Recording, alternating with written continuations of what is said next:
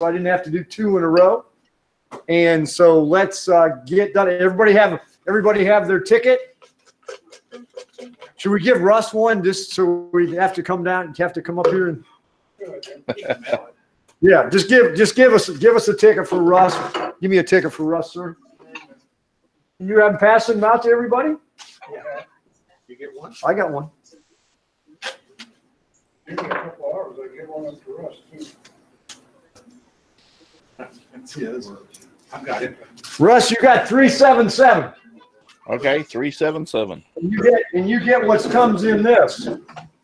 Nope, look, wrong way.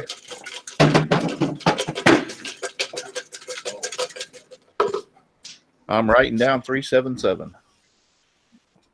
And you get what's in what's called the comeback box. We're gonna do that and then we'll do show and tell. Actually, it's called the boomerang box. Yep. 375. Not me. Oh, Come on. Russ does that pretty pretty.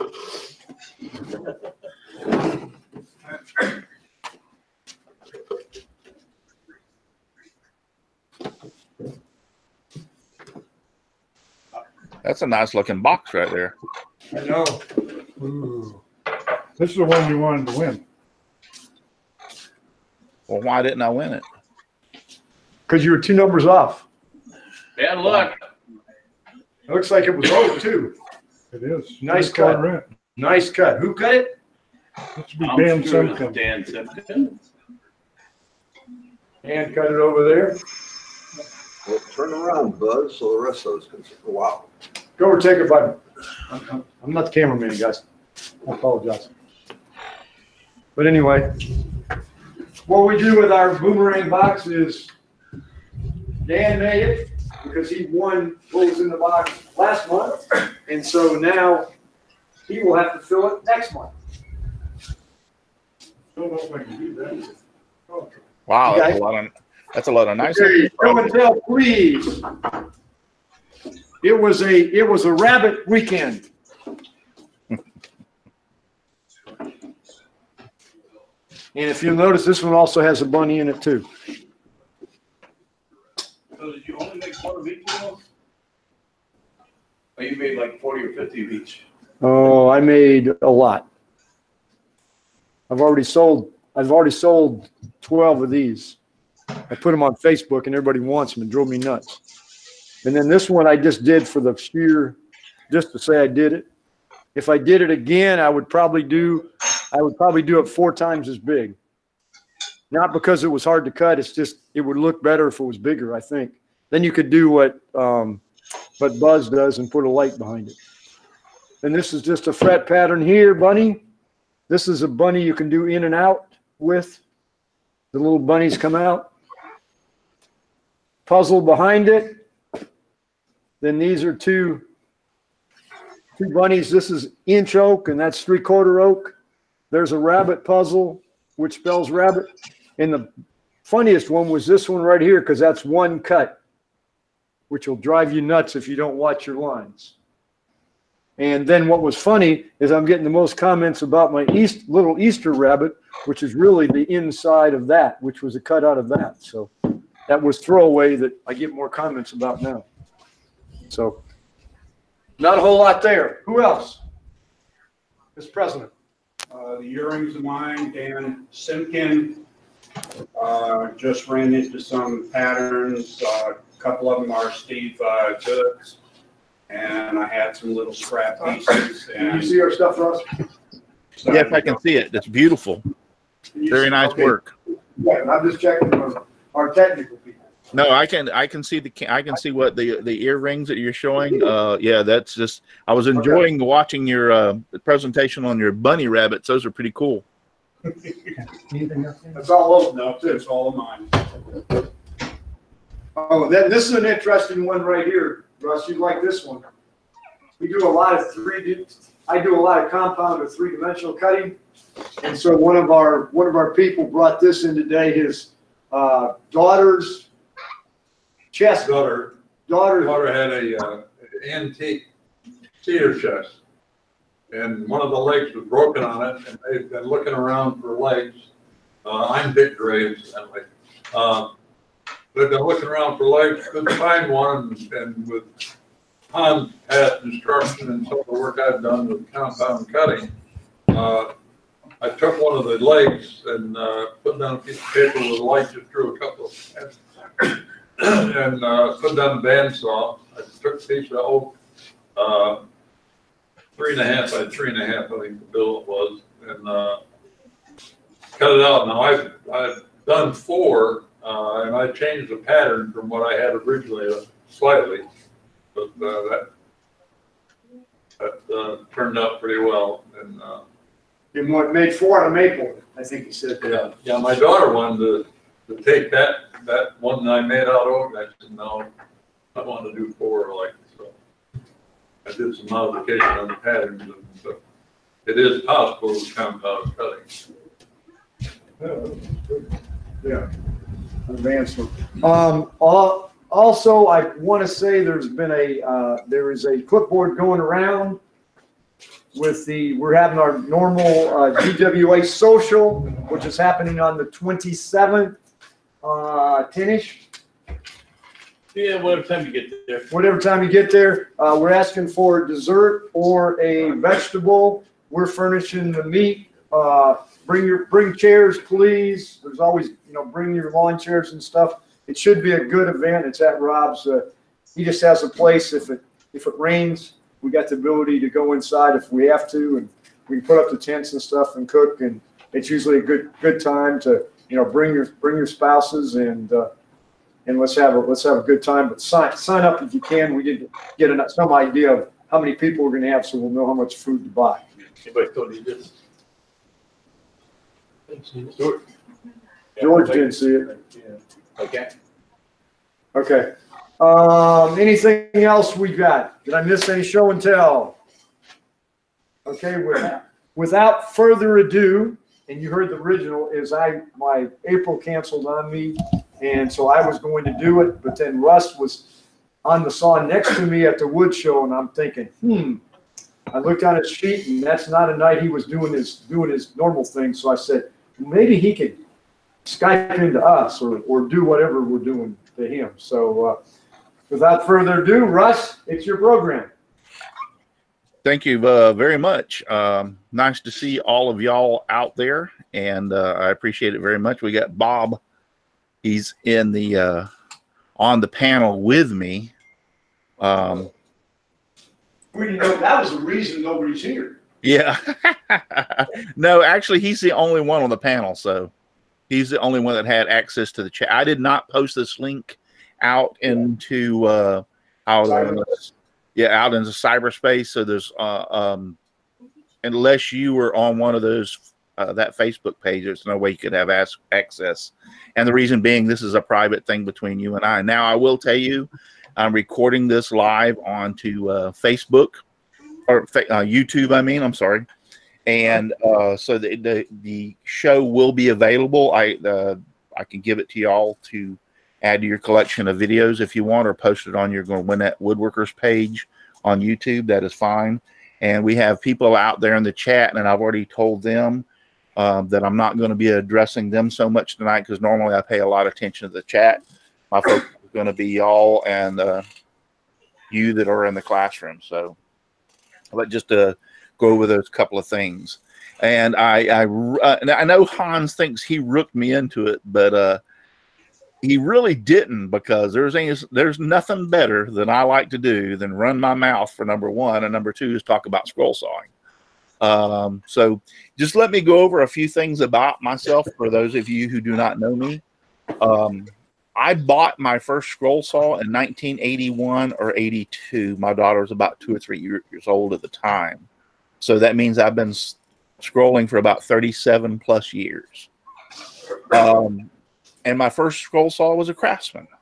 I was walking through Sears with my daughter in my arms and walked through the tool section of Sears at that time. I remember it very well. And I'm a third generation carpenter, so I've been around building houses and everything for years. And there was this guy doing a demonstration on this stupid looking thing that I'd never seen before. And I walked over and watched him and started talking to him. And before I left there, he sold me a scroll saw. So back in those days, it was pin blades. That's all we had. And I fell in love with it back then and have been doing it for 37, 38 years. So I've had a lot of scroll saws over the years. And Craftsman used to be one of my favorite scroll saws.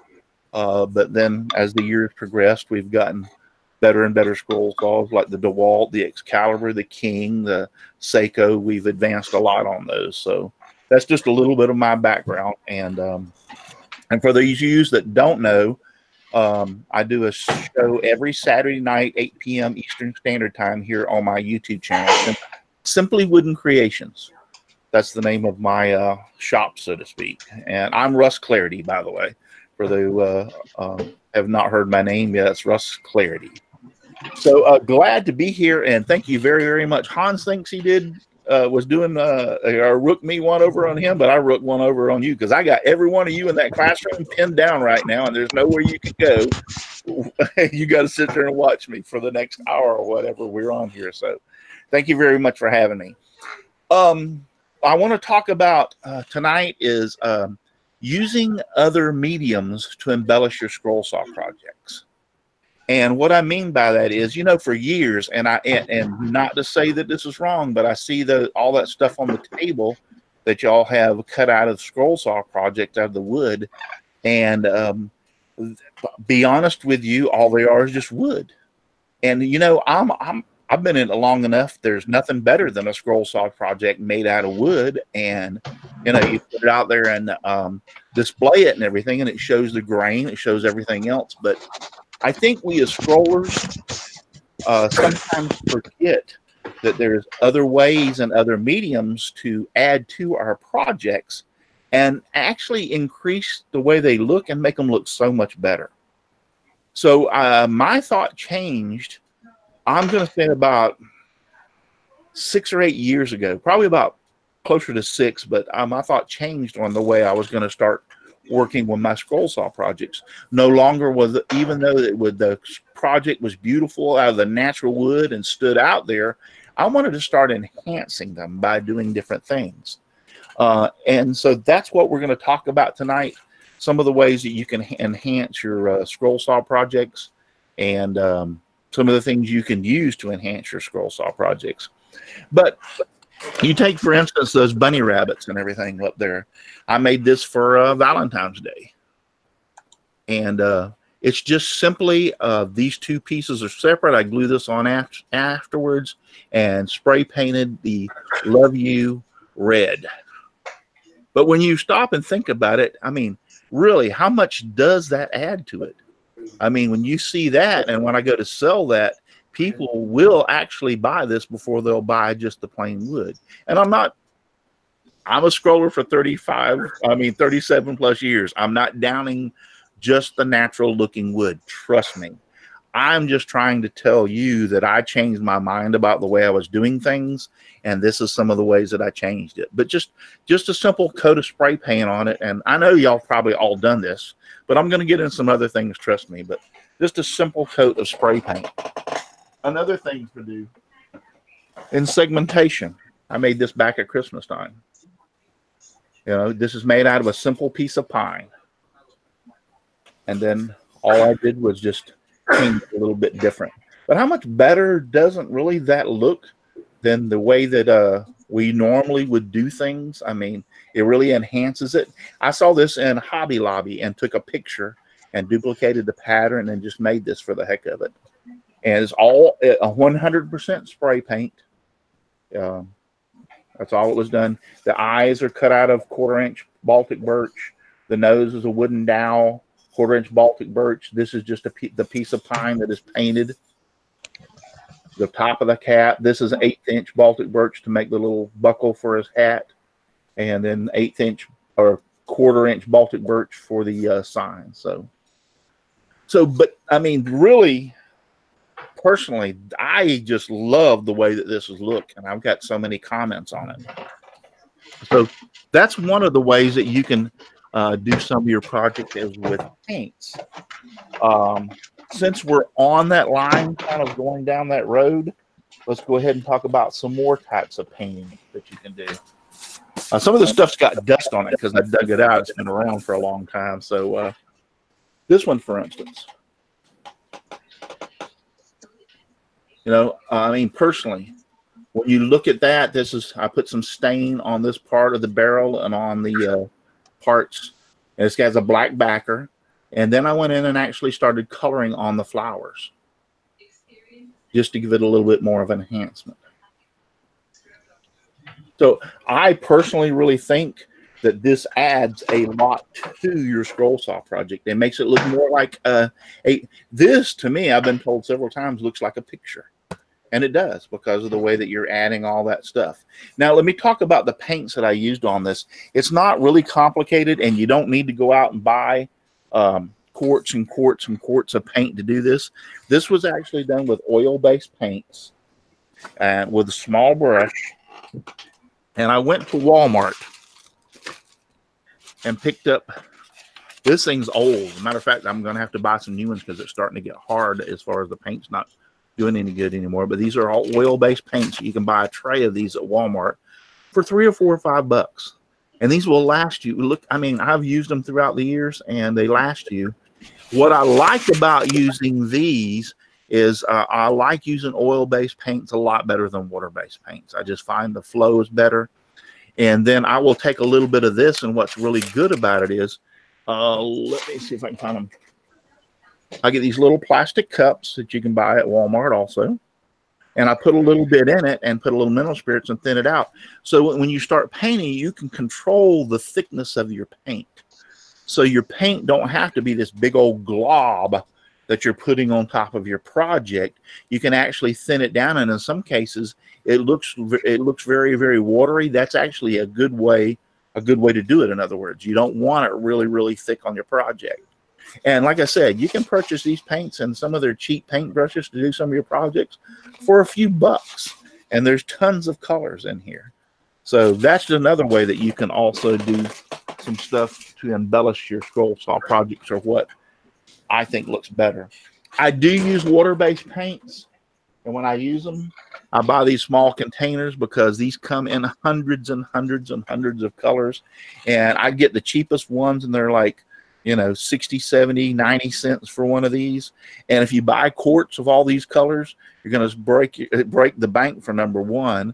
And number two, before you get around to using all that quart of paint, it'll be hard and no good. So, you know, for 70, 80, 90 cents, I'll buy this cheap paint, water-based paint. I really don't like the water-based paints as much as I do the oil-based, and I'll get in some other stuff that I use also. But I do keep them, and there is on occasions when I need them, and I use them also. So that's just an idea. There, you don't, you can squirt them in there, or sometimes I'll just take the top off and dip my brush down in there. So that's another way that you can buy. And like I said, I have tons and tons of colors and paints. So I keep them on hand for any time I want to do it. Another thing that really can make a scroll saw project look really good, and this is glitter. It's actually glitter glue. So you can use that on your scroll saw projects a lot of times and make it look really, really well. And this is like, you know, $2.79 for this big bottle of glitter glue, and it'll last for long periods of times. But there's ways that you can use that. So since we're talking about painting, I want to go in that direction right now. And one of the things that I really like, and I'm looking around to use, is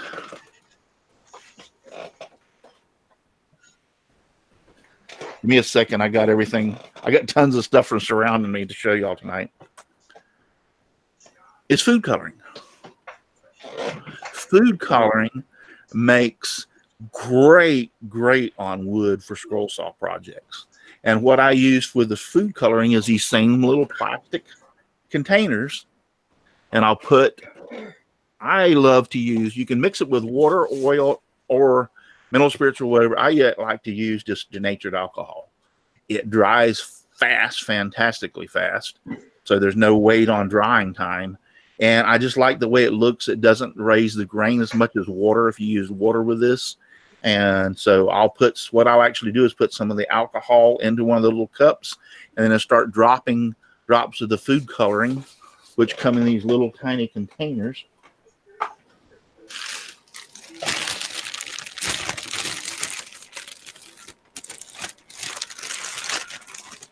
And they come in the little tiny food coloring containers. You drop it in there and make tests until you get the desired look that you want. And so they look actually fantastic. Now, I don't know if I have them in here because I was looking for them today. But some of your colors that you will see, I think I found one of the bottles. I did. I found one. Great. That's what I was looking for. Some of the colors you can see that I use are not, and here's another thing. You can actually, if you look on the back of the bag of the food coloring, it will actually have a way that you can mix colors and make other colors that are not in the little container that you buy. You can buy them at Walmart. You can buy them at Winn-Dixie, wherever. Everybody has food colorings.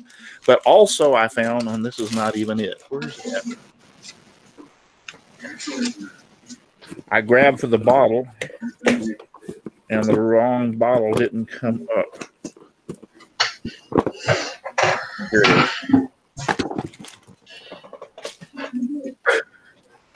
it is. I found out that you can get online, and some of the difficult colors that you may not be able to make or use, you can actually order them on. I'm an Amazon Prime kind of guy, and you can actually order colors in specific in food coloring on Amazon. So this is actually purple already made up. I don't know, but there's somebody making a heck of a racket that's really disturbing for me there. So It's Bob. It's gotta be Bob. yeah, somebody's making Bob, kill your mic. yeah, they're making a heck of a racket that is really disturbing when I'm trying to talk. But anyway, but you can order pink. I ordered purple. I have pink. I have several different colors that are available on Amazon.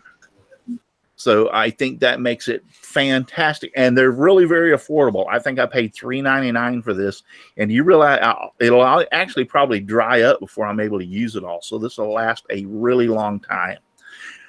So you say, okay, you're talking food coloring. Well, how does it actually work? Well, I've got something for you. I did a few years ago. I entered into the contest, and I actually came out in second place. And this is what I call under the sea. Now, first, I want to show you the back.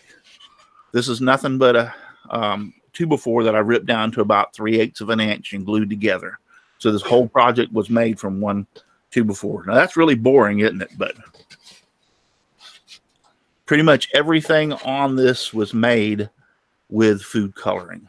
I think this is stain here in this corner.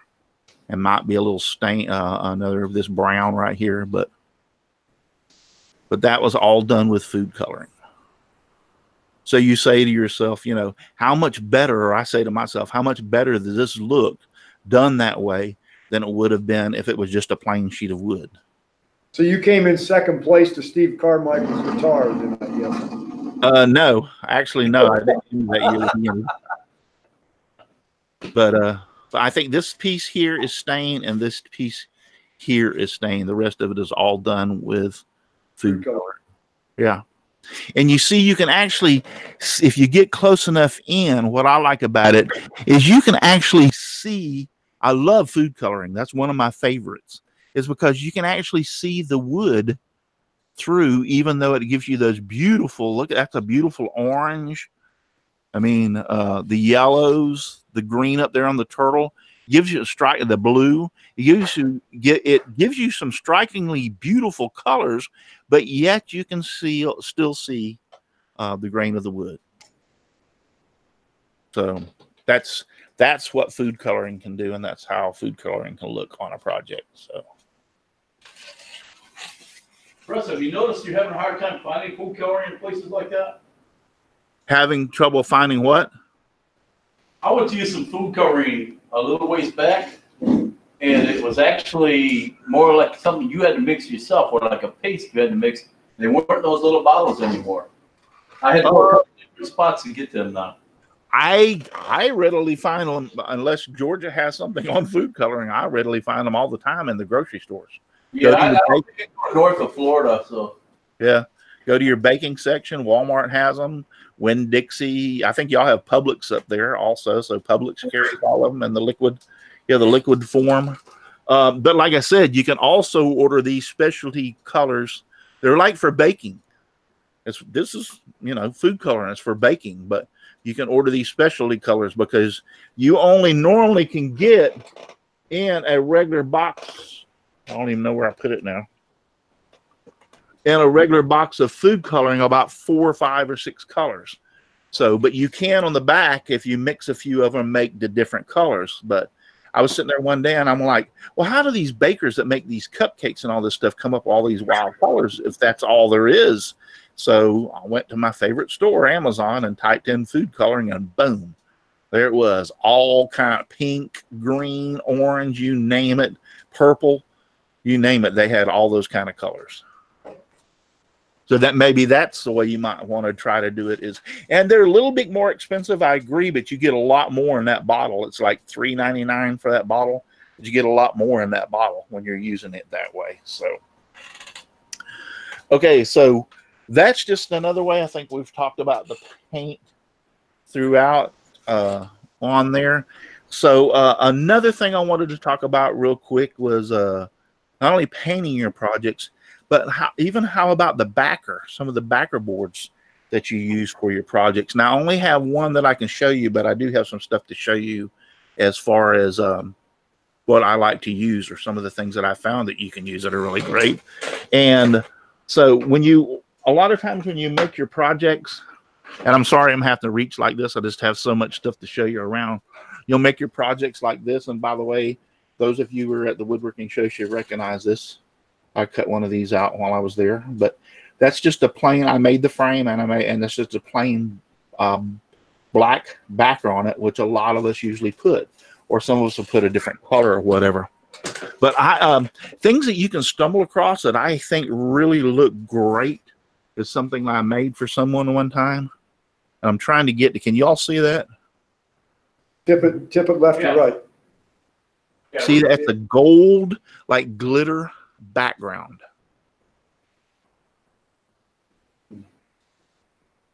Y'all, can y'all see the effect of that? Yeah, it almost looks like a resin filled in there. Well, it looks like a resin, but it's not. Okay, it's not.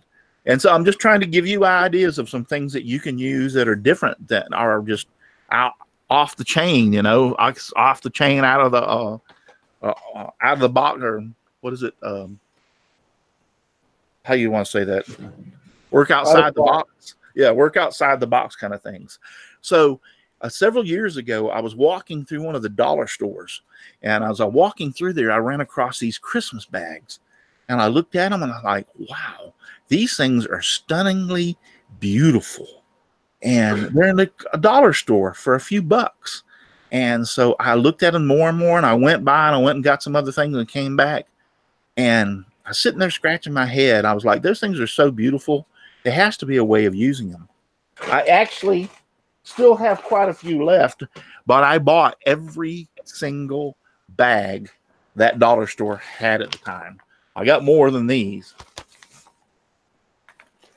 And that backer that you saw on that project is nothing more than one of these bags. It's a Christmas bag that I purchased, and I take the sides off.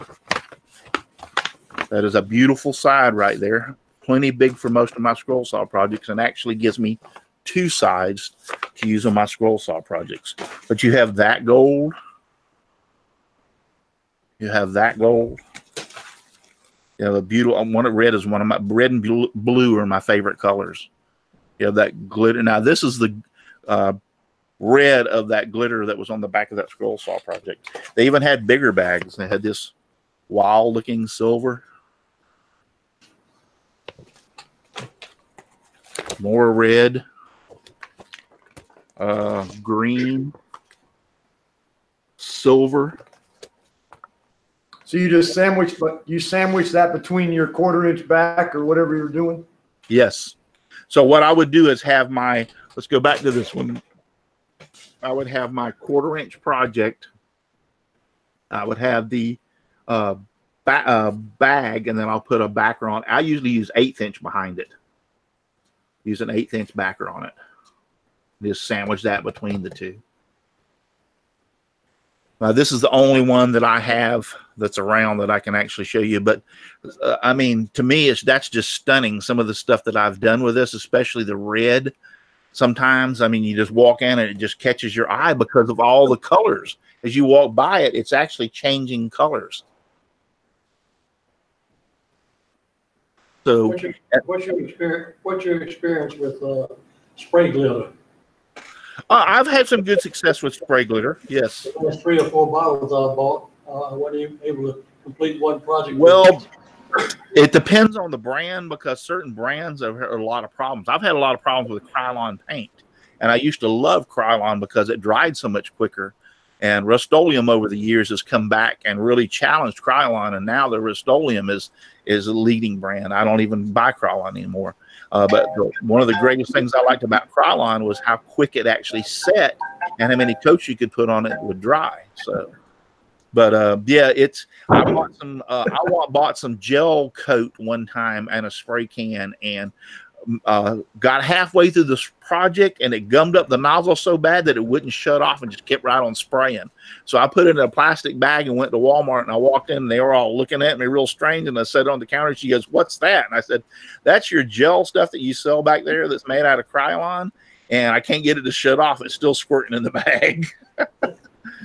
So yeah, but that's another thing, your backer. Think outside the box when you're doing some of these projects, and bring something in that is actually totally different than you've ever seen before, and that looks really great behind the piece. And this is just nothing more than Baltic birch plywood. This right here is 1/4 inch Baltic birch plywood, and I stained it with some golden oak. I love golden oak stain. Is one of my favorite stains to use on Baltic birch plywood. To me, it looks just so good. This is the frame I made myself also. So, and this is most likely shot with a lacquer. I love lacquer. I use lacquer on everything. So that's another thing. Your backer can make a difference, and you can change your backer to embellish your scroll saw project. That makes it even better. We were talking about painting, and I wanted to show this one off for painting it like this. So just the paint lightens it up and make it look so much better. You know, the little yellow, all you need to do is, it's a white duck with a little yellow on his beak and his feet, and then blue letters, and boom. That looks just, to me, I think that looks so much better than just a plain wood scroll saw project. And when I'm doing that, I'm not trying to step on anybody's toes, because I know I grew up where you made a project, you sprayed it with a clear coat, and nothing else got touched on it, and that was it. So like I said, in the last 6 or 8 years, I've really been trying to enhance my projects and make them look a little bit different than what they did before. So let's go now to some of the things that we can add to the projects. We've talked about paint, food coloring, how you can use that and different stuff on your projects. So this is a little sign I made, and I saw this in Hobby Lobby one time. I see a lot of stuff in Hobby Lobby and Walmart, and I'll take pictures of it and come back and duplicate it. And this is this sign. The cook is busy. We have one of these in our kitchen. Take a number. Okay.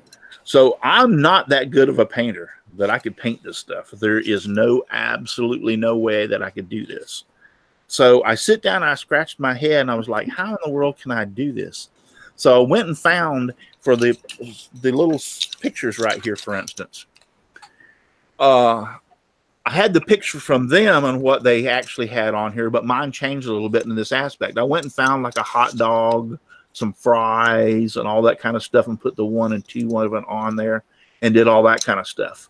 And then I this is all cut out of 1/8 inch Baltic birch plywood, all the signs.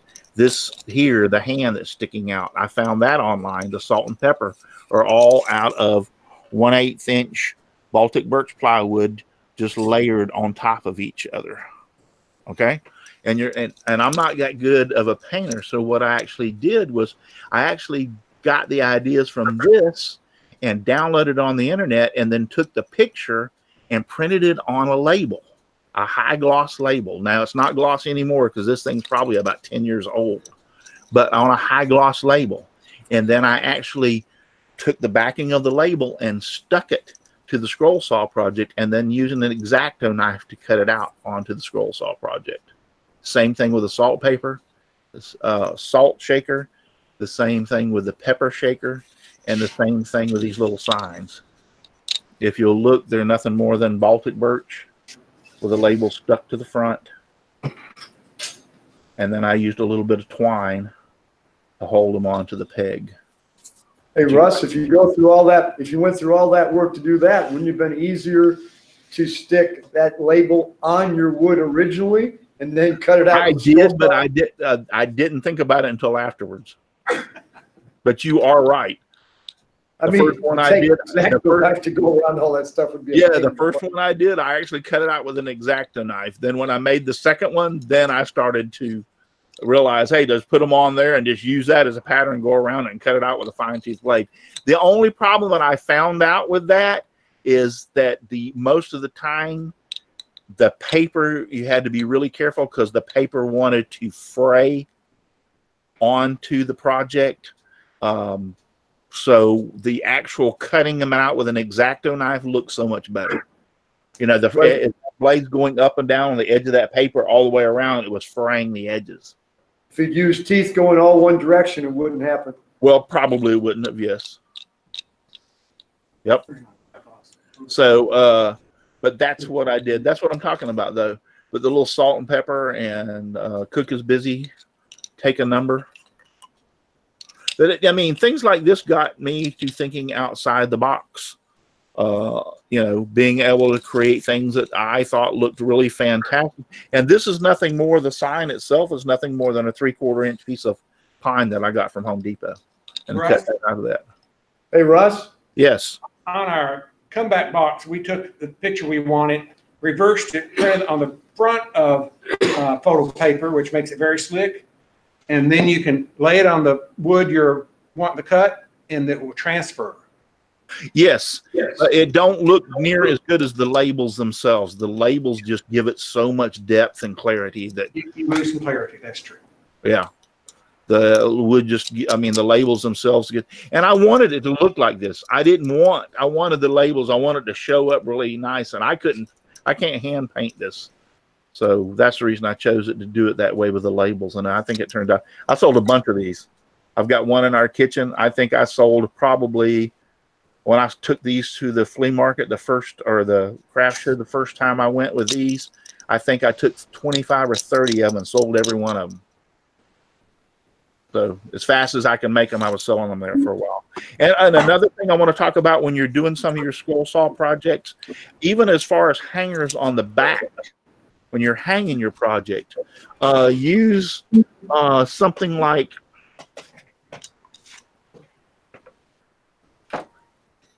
just simple twine, like I used on these hangers, just to make a difference, to make it look kind of rustic. I don't know if you want to call it rustic or make it, but use a hanger on the back made out of twine to hang your scroll saw project on the wall. Just simple twine. It looks so much better when you do something like that on your project than a hanger just plainly on the back. Russ, I'm really surprised you're not using beer tabs or Coke tabs. For what, hangers? For hangers. Yeah. Yeah. You can use those. I'm not saying you can't, but I like the look of twine. Okay, so now let's get to a few other things. These are actually little doors that I made, troll doors. And I finally purchased within the last, a matter of fact, I had it for you. I got it after my birthday last year in August. But the reason I'm bringing this up is not only for the color, but I wanted it to look like a troll door. And I actually 3D printed these little plastic handles. That was some of the first projects I'd ever done on the 3D printer, and just stuck them to the front of the little troll doors that I designed, which gave it a look of hinges and of doorknobs. So, and then you can always spruce them up a little bit with the paint. So that's just another plastic pieces on your on the doors, just to make it look like it's a hinge and a doorknob. That's another way. Those doors don't open? No, they don't open. Actually, it's just, and it's not cut on a angle either. They're straight cuts, because on something like this, you really don't need an angle, and you just push them and re-glue them back just to give you some depth. You really don't need to have to cut them on an angle. But every one of them is cut. This one actually has 3 different. The roof is one, there and there, so it's stair step back 3 different times to give it that effect. Like I said, the 3D printer can print plastic things and put it on there that you can glue on there to make it look really, really nice. And then the last couple of ones that I'm going to talk to you about is when I was talking about the twine hanger, which is the one like this. I made for this Gobble Till You Wobble. Now, I've had a lot of people look at this. Is that 3 separate boards? One board. One board. Yep. Just one piece of pine. But the way that it was painted, it actually gives you the illusion of having joints or having a fence, like picket fence, type situation with one board. So that's another way that you can just painting your scroll saw projects. Like if you left the letters the plain or whatever. So just to make it look a little bit different, make it show up a little bit better. Turn it around. Staples? Yep, just little staples. I tie a knot in the end of the string and just staple the twine. Now that's not regular staples. That's actually crown staples that are like 1/4 of an inch with an air gun staple. So they bite really good. It's not going to come off. And then one of the last things I want to show you before it's all over with is this was a sign I made. And so I wanted to spruce it up and make it look really good. So these are actually, I bought some stem autumn leaves on, from the Walmart, from their flower department, however you want to put it, or over there in the cloth department, and actually pulled them off of the plastic pieces and made the individual leaves and then stuck them. This is another little thing. This is part of a pumpkin. Now I tried cutting. This is actually a pine cone, a real pine cone, because I tried cutting it in half to glue it onto there so it'd sit flat ways, and you can forget it. It just shatters. It wouldn't. If I encased it or something, a resin or something, and I didn't have the time, so I just stuck it down there at the bottom. But you need to think about the little plastic pumpkin that I have there. Is that it actually was a foam pumpkin that they made, and I was actually capable of cutting it in half on the scroll saw without any problem. So I have another half a piece if I want to make another sign. And I have a lot more leaves. I tried putting a leaf underneath the thankful, but it didn't, in the middle, and it didn't look good. So I just left the 2 leaves like that. This is a little piece of grassy thing that I found and put on there. So but that's just another way that you can embellish some of your projects, just to make them, add some paint and add some leaves and a pumpkin. And here you have a Thanksgiving type plaque. So I think I pretty well covered everything that I had to talk about tonight. I don't know how long I've been talking. Reach right behind you and grab your vase.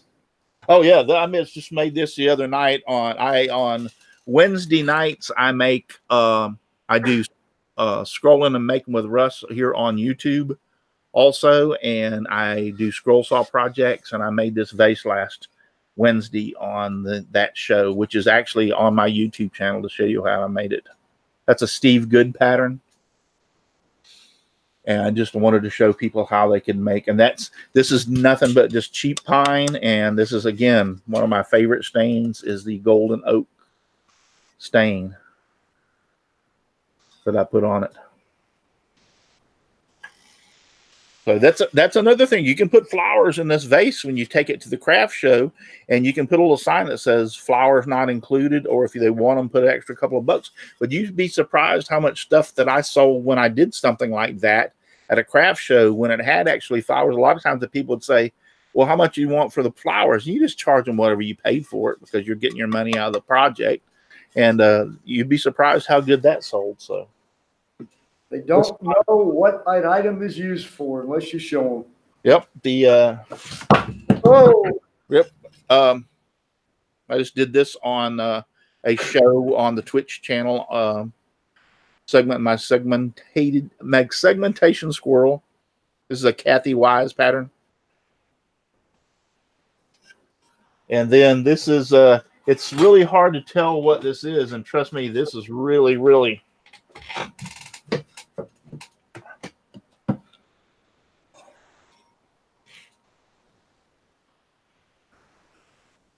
Move mountains. Faith Moves Mountains. That's my own pattern I made. Trust me, there's a lot of smallness in those letters. You can feel it. You can feel it moving. Yeah, it'll see there. Right there is this weak point right in here. So, but Faith Moves Mountains.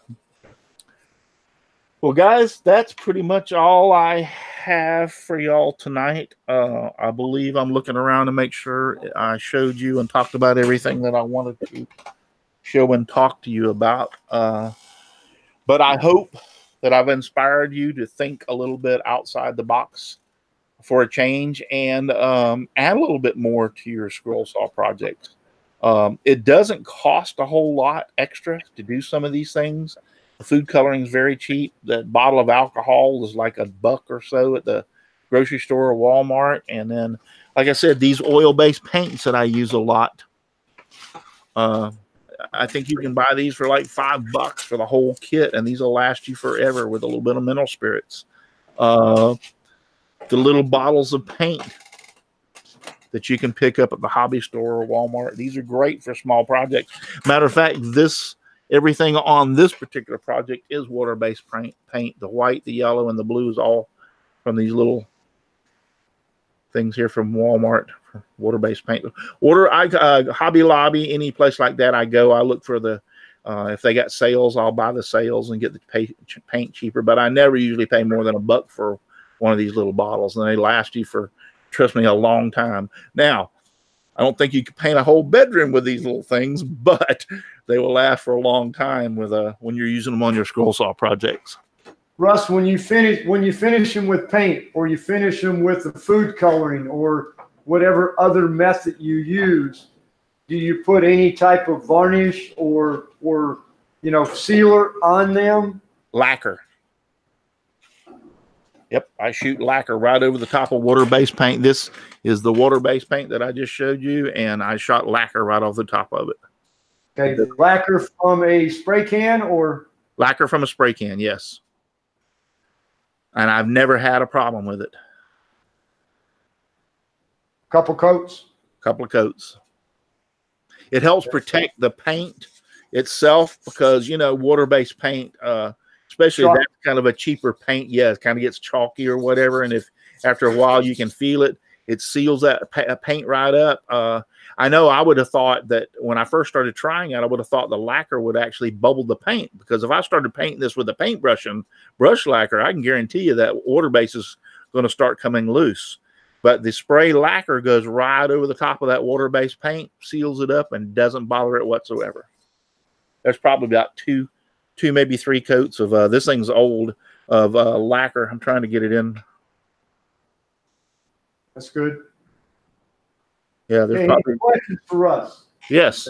Between coats. You sand between coats on lacquer? Yeah. after I usually sand, if I'm going, let's say I'm going to do 4 coats of lacquer, that's what I feel for that project.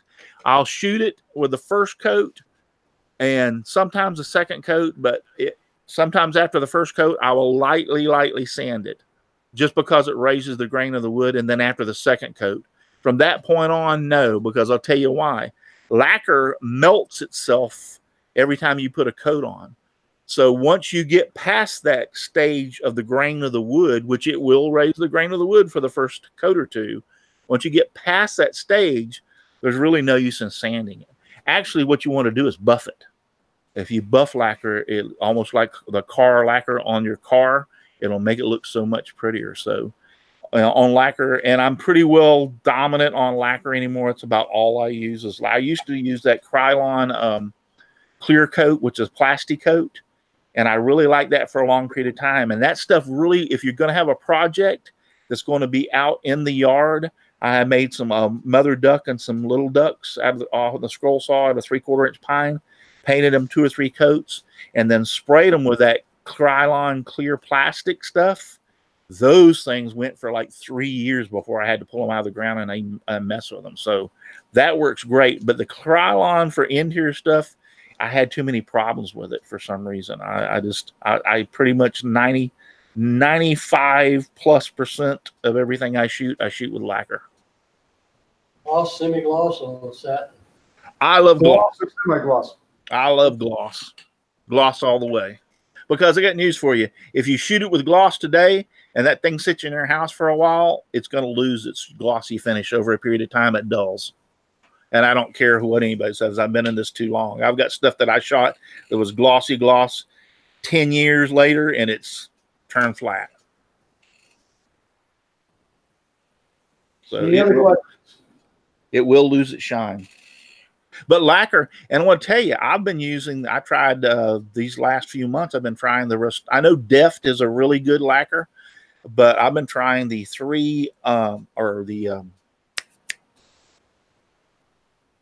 Rust-Oleum. Rust-Oleum now comes out with a lacquer, a clear lacquer, and a can. And it's like $3 something, almost not quite $4 for a can of it at Walmart. And I've tried that, and that stuff really looks great. The difference I see between the Rust-Oleum and the Deft is it seems that Deft will cover it a little bit better in lesser coats. But when you look at a can of Deft that is now running like $10 for a can and a can of Rust-Oleum for like $4, I can spend the extra money on the Rust-Oleum and get that amount of coats out of it and still not break the bank with the Deft. So is Deft. I haven't tried it yet, but I brought it in. It's in the Scroll Saw magazine probably, 2 months ago, 2 issues ago. It had the where you bought a glass vial and you bought the lacquer in a can and you poured it in the vial, and it had a propellant, and it was cheap. I bought it at Home Depot for little or nothing. Huh? Made by Revell. Revell, okay. And like I said, I haven't had a chance to use it much to tell, but I'm saying it sprays it the same as the cans. The only trick is you have to keep it straight up and down. You can't move it. You got to keep it in that one position, but it's a lot cheaper. I mean, I was able to buy the can of lacquer and the propellant and the machine for almost less than a can, and volume wise, it's probably about 4 or 5 times the can. So right. So I haven't tried that. So yeah. To know. It's a matter of going out and Steve, I have to look. Somebody's saying something. It's got to be Bob. Oh. No, they're over in the chat, and I just like to point this out. Steve Good is actually watching us. So everybody, yeah, and he's supposed to be doing this. Yeah, he hasn't been doing good. He's been sick, and I talked to him. But when I cut this vase out, this is a little bit of a pun joke humor here. When I cut this vase out, I was complaining about how small the end of these flowers and some of this stuff was. And Steve Good was in the chat on the show when I was doing this, cutting out his vase. And that's what Katie Dotson's out there talking about. And she said, I whined the whole time because the little places were really hard. And Steve Good, he said he made this especially for the better scrollers, in other words. Also today in his post, he he showed us that how he used all those blades and cut that I can't remember, fish out of a grain of rice. Yeah, I saw that.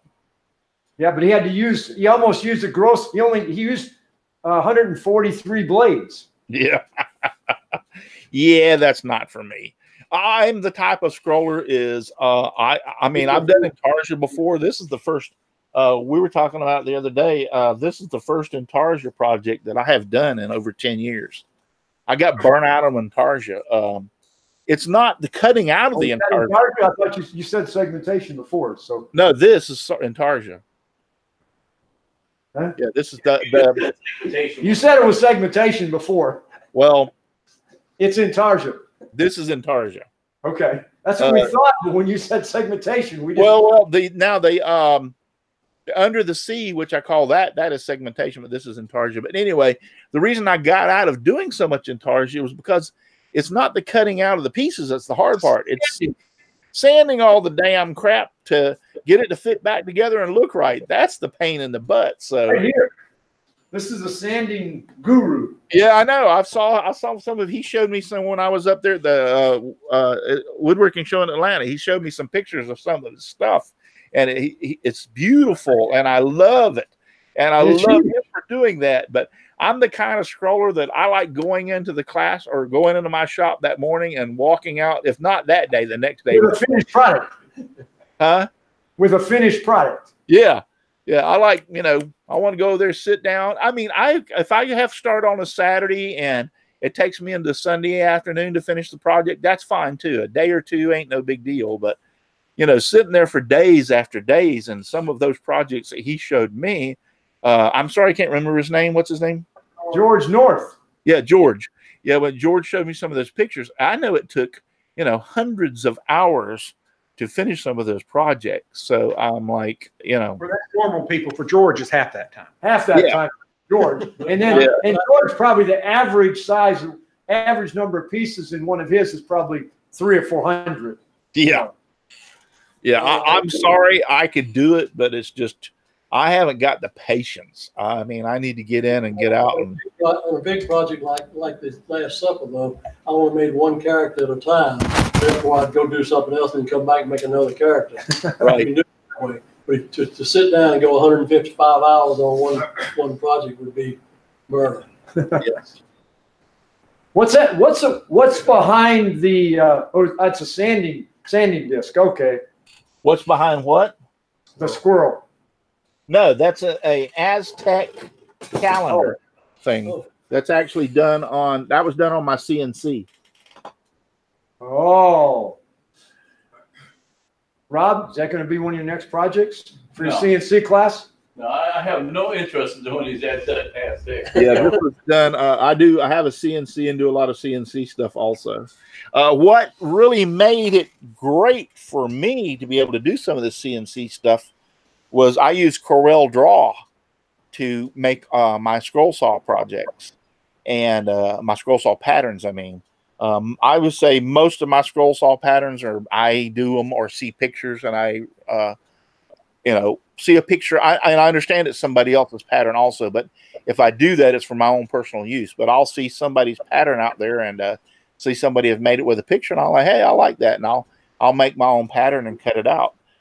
But once again, like I said, it's just for my own gratification, my own personal use. I go into Hobby Lobby, I go into Walmart, but that transition to be able to turn scroll saw projects and understand how they're made was a lot easier for me to step over into the CNC and understand the programs like VCarve and stuff like that to actually generate the pattern and then turn it into a G code. So it was very, very helpful for me to have learned Corel Draw for all those years, because a lot of the patterns I can create in Corel Draw, export them as a DXF, which will import right into VCarve Pro, and I can cut it. So, Any more questions? this is, I just want to show you one thing here. This is a combination of scroll saw. I made a lot of these and for a lot of people. This is a combination of scroll saw and CNC. Now, CNC is great, but I will tell you two things. I can cut finer pieces and smaller projects with a scroll saw than you ever could on a CNC. I've had a lot of people tell me you're crazy, but you can. That CNC won't beat a scroll saw, trust me. So, but what I did was I cut a lot of these for, I gave them away and then I sold some of them. This is my SW Simply Wooden Creations Time to Make Some Sawdust clock. But in order to, it takes a long time for the CNC to cut through this because it has to make several passes along the edges. So what I would do is I would set this in the CNC, have it carve out all the letters and run just a fine line around all the teeth. Then I would take the project out, stick the second one in and have the CNC start on the letters and everything. Then I would take this over to my scroll saw and cut the teeth out. By the time I got the teeth cut out, the scrolls or the CNC was done with the next one. I just kept doing it that way. So all these teeth were actually cut out on the scroll saw. What is your clock recess on the back? It's done on the CNC. That was also done on the CNC. You can take that battery out because the clock ain't telling the right time anyway. No, it's actually I've dropped it and broke it. I've got to replace it. The second hand's missing. I dropped it, and actually this is flopping around all over the place here anyway. So I've got to replace the mechanism. I did the exact same thing with the one that you gave me. Yeah, I gave him one. I gave Rob one for his shop, and I noticed he hadn't put it up. But he said the clock mechanism quit working after I left, and I said, "Well, you know what can I say? It's made from China." And made in Florida. Yeah. Anything else? Made in Florida. Any other questions? Any other comments? Now, when is your program, you said? All right, I have two. On Wednesday night, 7:30 p.m. Eastern Standard Time. What I don't have to say the Eastern Standard because y'all in Georgia, but at 7:30 p.m. here on YouTube or on my YouTube channel, Simply Wooden Creations. I do scrolling and making with Russ, so I do some scroll saw projects and some other stuff on that. And then every Saturday night at 8 o'clock p.m. Eastern Standard Time is Let's Talk Shop with Russ. And we do woodworking. So woodworking show, I invite people to come in. We talk about woodworking. Sometimes they, like y'all did or Rob did with some of his friends there from the woodworking club. They showed us how we all made the canes and went through that process. I try to have woodworkers come in, or we have some people just come in and talk about woodworking every Saturday night. There's 52 weeks in a year, and I average anywhere between 45 to 48 shows a year. So on Saturday nights. This Saturday night, there will be no show. Just to let y'all know, my granddaughter is getting married this coming Saturday, and so we're going to be at her wedding. And there may not be a show. Man, that makes you old. There may not be a show Wednesday night either, since I found out this afternoon that my niece has been put back in the hospital. So and she's not doing very well. So I probably won't do the Wednesday night show either. But then I'll follow up right back next week. Somebody said, you should have told your granddaughter to pick another day from Saturday. Don't they know that you have your shows on Saturday? And I said, my granddaughter actually came to me and said, hey, when we have our wedding, do you want me to worry about what Saturday? And I said, sweetheart, you pick the date and the time and I'll be there. So. And to get onto these, you just go out to Facebook? Go on to YouTube. YouTube, okay. You go to go to YouTube and type in Simply Wooden Creations. Okay. Just type in Simply Wooden Creations, and you will go to my YouTube channel. And every Saturday night at 8, Wednesdays at 7:30. I was doing the Wednesday show over on Twitch, but there was just so many problems with the complications. People were not being able to see me. I have a lot of people from all over the world. I have people from Australia, New Zealand, Germany, France that watch me on my channel. So they were complaining that Twitch wasn't working. So I decided to move both shows over to YouTube. So Wednesday and Saturday nights. How many followers normally? On Wednesday nights, I run anywhere between 20 to 30, and then we have on Saturday nights 50 to 60 people that are in it. Actually, active. Actually, there's 50. This was not even a notify. I didn't even notify people that we were doing this tonight. And there's actually 15 people out in the chat watching this show right now with y'all. So, and that's just because I guess they saw my Facebook. It had the notification from my Facebook. So, Well, did they have any questions for you? Katie Dotson was the one that complained and said I was whining about Steve Good's pattern. Aussie Man 77181 is out in the chat. He's from Australia. He watches me all the time, all the way from Australia. So, but I've got several of my friends, Jim Bashirs, Katie Dotson, Jeff Robinson, Bob Lee's Workshop. Steve Good is out there watching us. And I'm looking down through there. Brian Warner's out there. Mama Bear She Shed, Tracy Keaton, and Portal Woodworks. All those people are out there watching us tonight on this show. Should we apologize to them? Hey, I want to tell you, I had a great time being here tonight, and I really and truthfully hope that I was able to, y'all were able to take something away from this and be able to use it and maybe change the way that you think about doing some of your scroll saw project. That's the reason I wanted to do this tonight, just to give you make you think outside the box. It was a good presentation, and like I said, I apologize. This is about half of what we normally have, and I don't know if it's because we had the one right after the wood show, and this one caught up pretty fast because all of a sudden I got a notice and said, "What tools do I need in here?" And I'm saying, "Oh, that's right. On Monday I've got a program going." So I don't know what happened to them, but I appreciate it. Any other last questions before we close the meeting? Yeah, you're gonna sing us out? If you want me to. Oh, come on. Oh, yeah, we don't want to miss that. Yeah, that's what I heard you do. So, All right. Well, thank you once again. I appreciate it. And here we go. I will stop. We'll still be on and able to talk to each other after I hit the stop broadcast, but it'll just stop broadcasting to YouTube. But here we go. This is one of my favorite songs, and that is "Just Give Me Sawdust," lots of sawdust all around me and everywhere. I like it flying all around my shop and even in my beard and hair. Thank you, everybody, from the Gwinette Woodworkers Club meeting tonight, and thank you, all of you in the chat, for watching. I appreciate it so much, and God bless. thank you.